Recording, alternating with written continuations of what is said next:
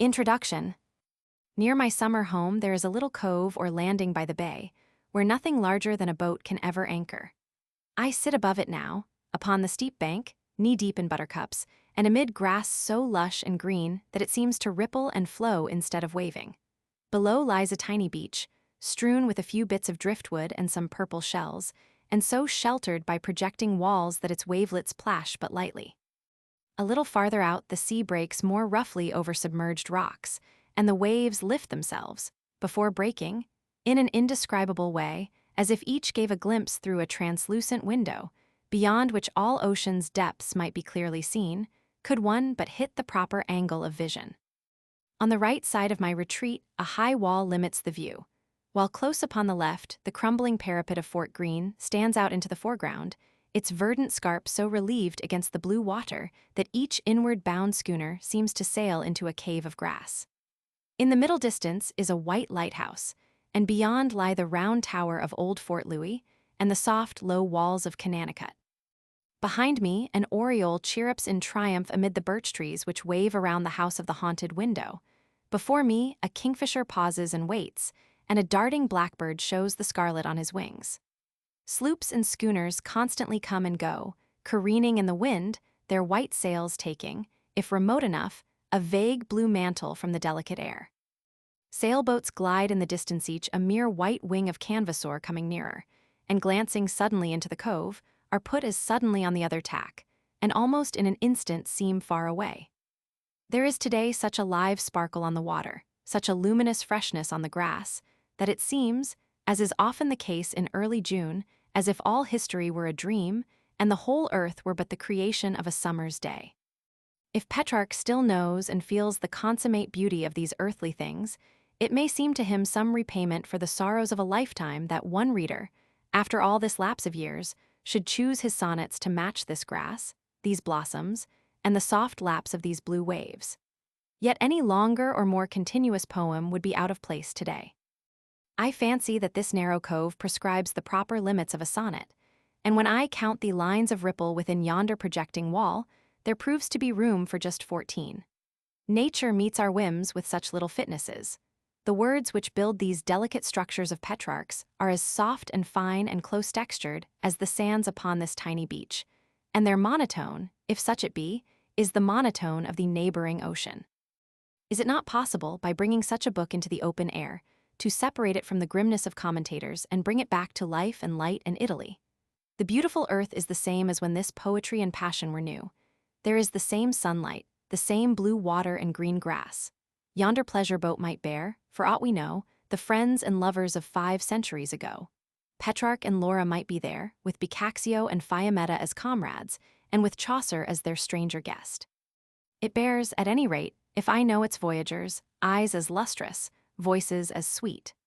With the world thus young, beauty eternal, fancy free, why should these delicious Italian pages exist but to be tortured into grammatical examples? Is there no reward to be imagined for a delightful book that can match Browning's fantastic burial of a tedious one? When it has sufficiently basked in sunshine and been cooled in pure salt air, when it has bathed in heaped clover and been scented, page by page, with melilot, cannot its beauty once more blossom and its buried loves revive? Emboldened by such influences, at least let me translate a sonnet, Lieti fiori e felici, and see if anything is left after the sweet Italian syllables are gone. Before this continent was discovered, before English literature existed, when Chaucer was a child, these words were written. Yet they are today as fresh and perfect as these laburnum blossoms that droop above my head. And as the variable and uncertain air comes freighted with clover scent from yonder field, so floats through these long centuries a breath of fragrance, the memory of Laura. Goethe compared translators to carriers who convey good wine to market, though it gets unaccountably watered by the way.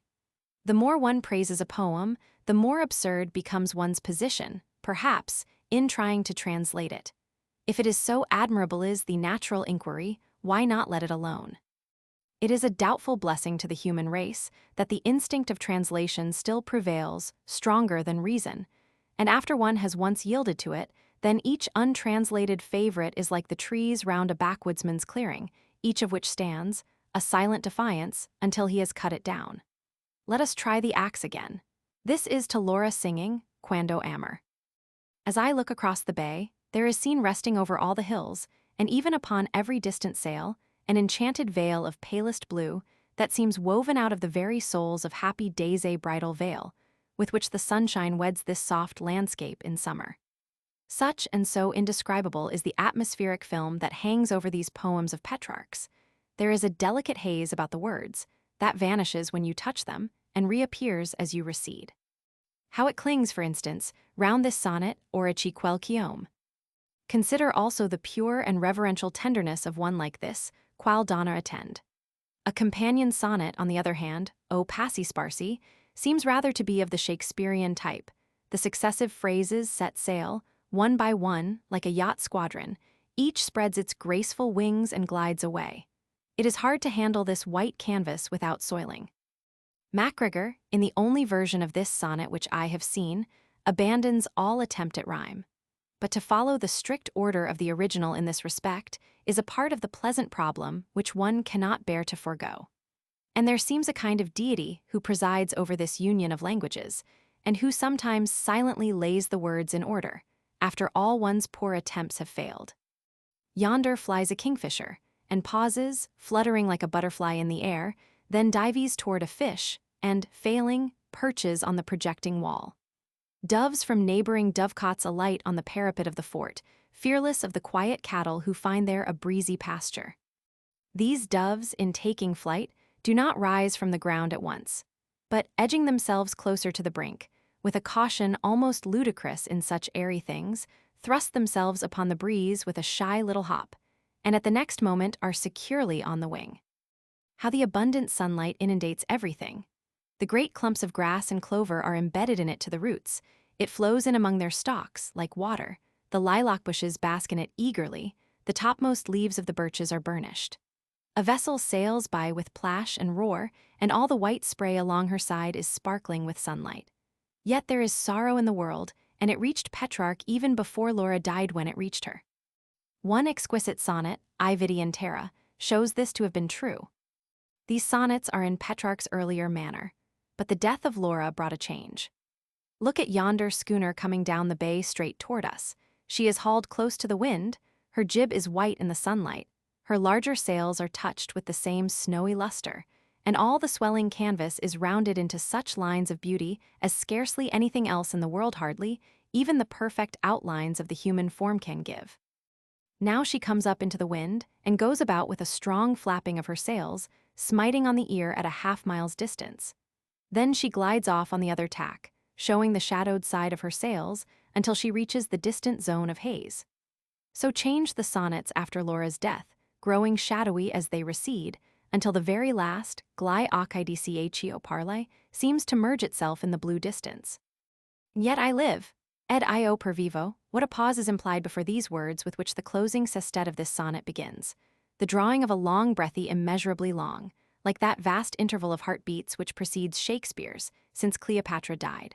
I can think of no other passage in literature that has in it the same wide spaces of emotion. Another sonnet, Solasi nel mio cor, which is still more retrospective, seems to me the most stately and concentrated in the whole volume.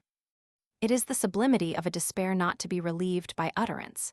In a later strain, Levami il mio pensier, he rises to that dream which is more than earth's realities. It vindicates the emphatic reality and personality of Petrarch's love, after all, that when from these heights of vision he surveys and resurveys his life's long dream, it becomes to him more and more definite, as well as more poetic, and is farther and farther from a merely vague sentimentalism. In his later sonnets, Laura grows more distinctly individual to us. Her traits show themselves as more characteristic, her temperament more intelligible, her precise influence upon Petrarch clearer. What delicate accuracy of delineation is seen, for instance, in the sonnet Dulci Dures. In the sonnet, Gli angeli aleti visions multiply upon visions. Would that one could transfer into English the delicious way in which the sweet Italian rhymes recur and surround and seem to embrace each other, and are woven and unwoven and interwoven, like the heavenly hosts that gathered around Laura.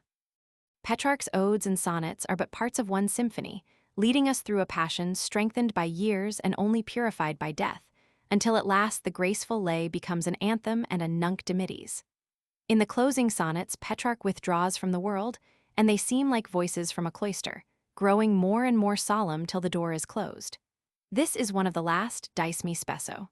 How true is its concluding line? Who can wonder that women prize beauty and are intoxicated by their own fascinations, when these fragile gifts are yet strong enough to outlast all the memories of statesmanship and war?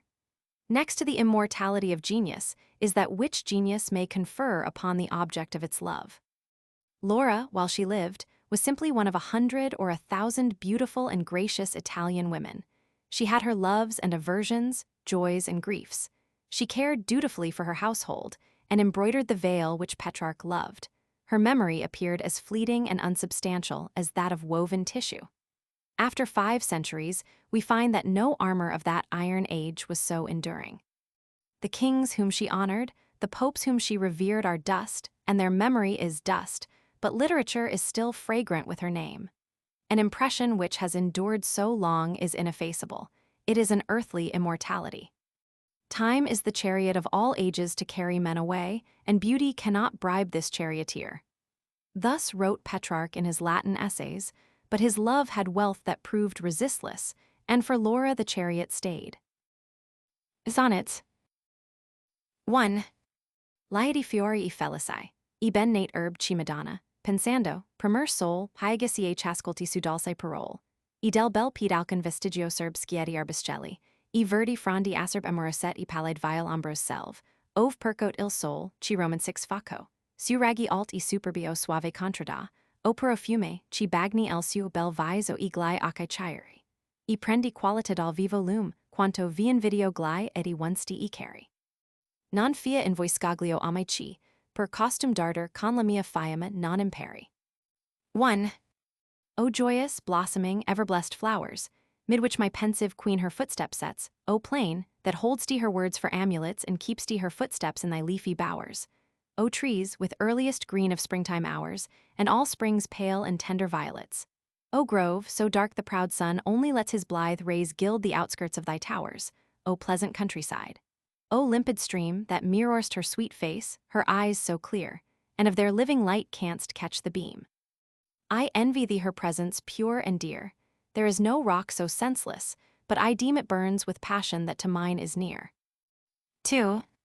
Quando amor I begli ace a terra in China e avacae spiedi in un sospiro accogli con la sumani. E poi in voce glai siagli chiara, suave, angelica, divina, sento far del mio cor dolce rapina, e si dentro kinger penseri e vagli ci dico. Or findimi l'ultime spagli, si el seal si once de mort mi destina, mile suon, ci di dalseza I sensi lega, call grand desire dudendo esser beta, el anima, al dipartir presta, raffrena. Cosi mi vivo, e cosi avolge e spiega lo stem della vita, ci emed data questa sola, fra noi del ciel serena. 2. When love doth those sweet eyes to earth incline, and weaves those wandering notes into a sigh with his own touch, and leads a minstrelsy clear-voiced and pure, angelic and divine, he makes sweet havoc in this heart of mine, and to my thoughts brings transformation high, so that I say, my time has come to die, if fate so blessed a death for me design. But to my soul, thus steeped in joy, the sound brings such a wish to keep that present heaven, it holds my spirit back to earth as well. And thus I live, and thus is loosed and wound the thread of life, which unto me was given by this soul siren, who with us doth dwell. 3. Orchiquel quiom biondii cresp circandii movi, isi massa dolor sovament, e spargi quel dolce oro, e poi el racagli ien be nodai el rincresp, tu stai negli acae andamaros vesp mai pungansai, cien fin quoil sento e plaro, e vacillando circo il mutasaro, camanimul ci spesso adomberi en cesp, chor melpar retrovar, ed or emma corgo ni sunlunge, or mi salivo or cagio. Or quel bramo, or quel viro, scorgo, felis, call bel vivo ragio rementi. E2, corrent e chiro gorgo she non passio canger tico viagio. 3. Sweet air that circlest round those radiant tresses, and floatest, mingled with them, fold on fold deliciously, and scatterest that fine gold, then twinest it again, my heart's dear jesses, thou lingerest on those eyes, whose beauty presses stings in my heart that all its life exhaust. till I go wandering round my treasure lost like some scared creature whom the night distresses. I seem to find her now, and now perceive how far away she is. Now rise, now fall, now what I wish, now what is true, believe. O happy air, since joys enrich thee all rest thee, and thou, O stream too bright to grieve, why can I not float with thee at thy call? 4. Qual donna attenda gloriosa fama di sano, di valor, di cortesia, miri fiso negli acca quella mia nemica, chi mia donna il mondo chiama, come s'acquista honor, cum dio es ama, come giunta onesta con legiadri ivies impara, e quali grave drita vidiger al seal, chi lei aspetta e brama. Ivi el parlor chi nullo stila guaglia, e el bel tessir, e que santi costumi ch ingegno, human non più speaker in cart. El infinita bellezza, ch altri abaglia, non Roman 6 es impara. Shaque dulce lumi es aquistan per ventura, e non per art. 4. Doth any maiden seek the glorious fame of chastity, of strength, of courtesy, gaze in the eyes of that sweet enemy whom all the world doth as my lady name?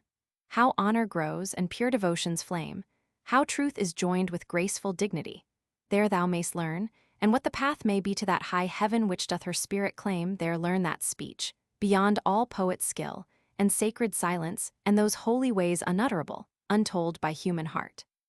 But the infinite beauty that all eyes doth fill, this none can learn, because its lovely rays are given by God's pure grace, and not by art. 5.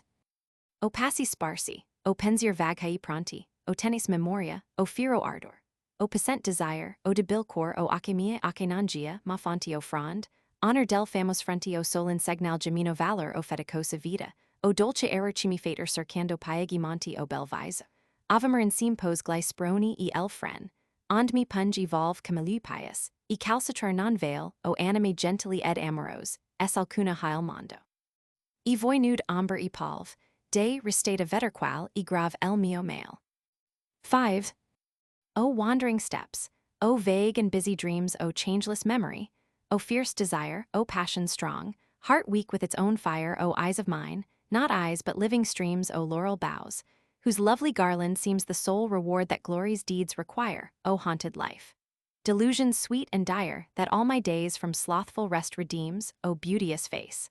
Where love has treasured well his whip and spur, the sluggish heart to move at his least will, nor can it find relief. O souls of love and passion, if ye dwell yet on this earth, and ye, great shades of love, linger and see my passion and my grief. 6. I. Vidi in terra angelis I costumi e celesti belles, al mondo sol tal cidi rimbrar mi Giova e dolce, quantio myropar sagni, amber e fumi. E vidi lagrimer quaduo belumi, sihan fato mil volal invidia al sol, ed udii sospirando dire parole, chi ferian gur I monti e stare I fiumi. Amor, seno, valor, pietate e doglia facen piangendo, un più dolce consento d'ogni altro chi nel mondo udir si saglia. Ed era el silo all'armonia si intento chi non si vedia en ramo mover foglia, tanta dolcezza avia pin el air e el vento. 6. I once beheld on earth celestial graces, and heavenly beauties scarce to mortals known, whose memory yields nor joy nor grief alone, but all things else in cloud and dreams effaces. I saw how tears had left their weary traces within those eyes that once the sun outshone. I heard those lips, in low and plaintive moan breathe words to stir the mountains from their places. Love, wisdom, courage, tenderness, and truth made in their morning strains more high and dear than ever wove soft sounds for mortal ear, and heaven seemed listening in such saddest ruth the very leaves upon the bough to soothe. Such sweetness filled the blissful atmosphere. 7. Gliocadiciatio, parle si caldament e labraxia e la mani, e ipd el viso ciame vian sidemi stesso, diviso e fato singular dall'altragent, la cresp chiom dorpor lucent, e el lampigare dell'angelico riso ci solian far in terran paradiso poca polver sun, ci nulla senti ed io per vivo. Und mi doglio e estigno, ramasso senza, el lum ch ami tanto, in gran fortuna e en disarmato legno. Or je qui fine, al mio amoroso canto, secca e grave la vina del usato ingegno, e la cetera mia revolta in pianto. 7. Those eyes, neath which my passionate rapture rose, the arms, hands, feet, the beauty that a ruhal could my own soul from its own self beguile, and in a separate world of dreams enclose, the hair's bright tresses, full of golden glows, and the soft lightning of the angelic smile that changed this earth to some celestial isle, are now but dust, poor dust, that nothing knows, and yet I live. Myself I grieve and scorn, left dark without the light I loved in vain adrift in tempest on a bark forlorn.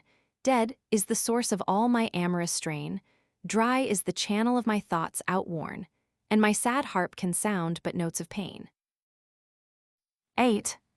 Solasi nel mio cor star belli viva, camalta donna in loco umal ibas, or sun fatio per el ultimo su passo, non per mortal ma morto. Ed ella I grav diva. El alma dogni su ben spagliata, I priva amor della sua luz ignudo I caso, devrian della pieta romperan sasso. Ma non I grav cae lor dual recontio scriva che paengan dentro. Avagni orecchia I grav sorda si non la mia, cui tanta doglia ingombra ch altro ci sospirar, nulla emavanza. Verament seam noi polver ed ombra, verament la voglia I grav sieca I engorda, verament fallis I grav la speranza. 8. She ruled in beauty o'er this heart of mine, a noble lady in a humble home, and now her time for heavenly bliss has come, 'tis I immortal proved, and she divine. The soul that all its blessings must resign, and love whose light no more on earth finds room, might rend the rocks with pity for their doom, yet none their sorrows can in words enshrine, they weep within my heart. No ears they find save mine alone, and I am crushed with care, and naught remains to me save mournful breath. Assuredly but dust and shade we are, assuredly desire is mad and blind, assuredly its hope but ends in death. 9. Levami il mio pensier in part avra quella ch circo, e non ritrovo in terra, ivi, fra lor ciel terzo cercio sera la rividi più bella e meno altera, per man mi presi de se. In questa spira sara anchor mico, si el desire non era I son cole citi dai, tantagera I compai mia giornata innanzi sera, mio ben non cape in intelletto umano ti solo aspetto, e quel ci tanto amesti, e lagiaso e grav ramasso, il mio bel velo. De percetac ed a largo la mano. Chl, suanda dedi si pietosi e casti poco manco cio, non rimasi in silo. 9. Dreams bore my fancy to that region where she dwells whom here I seek, but cannot see. Mid those who in the loftiest heaven be I looked on her, less haughty and more fair. She took my hand, she said, within this sphere. If hope deceive not, thou shalt dwell with me. I filled thy life with war's wild agony, mine own day closed ere evening could appear. My bliss no human thought can understand, I wait for thee alone, and that fair veil of beauty thou dost love shall yet retain. Why was she silent then? Why dropped my hand ere those delicious tones could quite avail to bid my mortal soul in heaven remain? 10. Dulce dures e placid repulse, pindi casto, amare idi piedate legiadri estigni, chilamayan fiamate vagli temprero, or miena corgo ien suls, gentle parlor, in cui chiro refulse con sama cortesia sama one state, fiordi verdu, fontana di beltate ch agni basso pensier del cor emavos divino escardo, de far eluum felis, or firo in a frenar lament ardita e quel chi giustament si distisse, or presto a conforter mia frail vita. Questo bel verier fuleratis di mia salute, chi ultrament era ida. 10. Gentle severity, repulses mild, full of chaste love and pity sorrowing, graceful rebukes, that had the power to bring back to itself a heart by dreams beguiled. A tender voice, whose accents undefiled held sweet restraints, all duty honoring the bloom of virtue. Purity's clear spring to cleanse away base thoughts and passions wild, divinest eyes to make a lover's bliss, whether to bridle in the wayward mind lest its wild wandering should the pathway miss, or else its griefs to soothe, its wounds to bind. This sweet completeness of thy life it is which saved my soul, no other peace I find. 11. Glai angeli aleti e elanam beat citadine del cielo, il primo giorno ci madonna passo, la fur intorno pindi meraviglia edi piedate, chi luz e grav questa, e qual nova beltate dacian tralor. Percibito si adorno dal mondo errante a quest'alto, seguirno non sali mai in tutta questa edate. Ella contenta aver cangiato albergo, si pergona per coi più perfetti, e part ad or si volge a tergo mirando esio la seguo, e par ch spedi, ondio vagli e pensier tutti al ciel ergo percio elodo pregar per ch, Emma Freddy. 11. The holy angels and the spirits blessed, celestial bands, upon that day serene when first my love went by in heavenly sheen, came thronging, wondering at the gracious guest. What light is here, in what new beauty dressed? They said among themselves. For none has seen within this age arrive so fair a mien from changing earth unto immortal rest. And she, contented with her new-found bliss, ranks with the perfect in that upper sphere, yet ever and anon looks back on this, to watch for me, as if for me she stayed. So strive my thoughts, lest that high heaven I miss. I hear her call and must not be delayed. 12. Dice mi spesso, il mio fidato speglio l'animo, stanco, e la cangiata scorza, e la semata mia distrezza, e forza non ti nasconder più. Tu si per veglio, obbedire natura in tutto e grave il meglio, si ha contender con lei il tempo ni sforza. Subito aller, camacque il foco amorza, d'un lungo e grave sonno mi risveglio. E veggio ben ci el nostro viver vola e si esser non si più d'una volta. E en mezzo, el cor mi sona una parola di lei si or dal su bel nodo saiolta, mani su giorni al mondo fusai sola si tet, essi non ero, fama hatolta. 12. Oft by my faithful mirror I am told, and by my mind outworn and altered brow, my earthly powers impaired and weakened now. Deceive thyself no more, for thou art old. Who strives with nature's laws is overbold, and time to his commandment bids us bow. Like fire that waves have quenched, I calmly vow in life's long dream no more my sense to fold. And while I think, our swift existence flies, and none can live again earth's brief career. Then in my deepest heart the voice replies of one who now has left this mortal sphere, but walked alone through earthly destinies, and of all women is to fame most dear. 13. Vego agileto ci cantando vai, aver piangendo il ciu tempo passato, vedendoti la not e el verno alato, e el di dopo la spal e I messi gai, si cum I ciu gravosi affanni sai, cosi sapesi il mio, simili stato, veristi in grembo a questo sconsolato, e partir sico I dolorosi guai. I non so si la parti serian peri, ci quella cui, tu piangi e grave forse in vita di mi mort e el sil sun tanto avari. Mala stagion e allora men gradita, call membrar de dolci anni e digli amari, e parler tico con pieta emen vita. 13. Sweet wandering bird that singest on thy way, or mournest yet the time forever past, watching night come and spring receding fast, day's bliss behind thee and the seasons gay, if thou my griefs against thine own couldst weigh, thou couldst not guess how long my sorrows last. Yet thou mightst hide thee from the wintry blast within my breast, and thus my pains allay. Yet may not all thy woes be named with mine, since she whom thou dost mourn may live, yet live, but death and heaven still hold my spirit's bride, and all those long past days of sad decline with all the joys remembered years can give still bid me ask, sweet bird, with me abide. 14. La gola e el sano e el ozios piumhano del mondo agni verdu espendita, on dal corso su quaesis marita nostra natura, vinta dal costum, edi grave si spento agni benigno lum del ciel, per cui essen firma humana vita ci per cosa mirabile essa dita cae vuol far de la cona nascer fume, qual vag hesiti loro. Qual di murd, povera e nuda vai, philosophia, dice la turba al vil guadagno intessa. Poch compagni avrai per el altra via, tanto ti prego più, gentil spirito, non lasser la magnanima tu impressa. 14. Lust and dull slumber and the lazy hours have well nigh banished virtue from mankind. Hence have man's nature and his treacherous mind left their free course, enmeshed in sin's soft bowers. The very light of heaven hath lost its powers mid fading ways our loftiest dreams to find. Men jeer at him whose footsteps are inclined where Helicon from dewy fountains showers. Who seeks the laurel? Who the myrtle twines?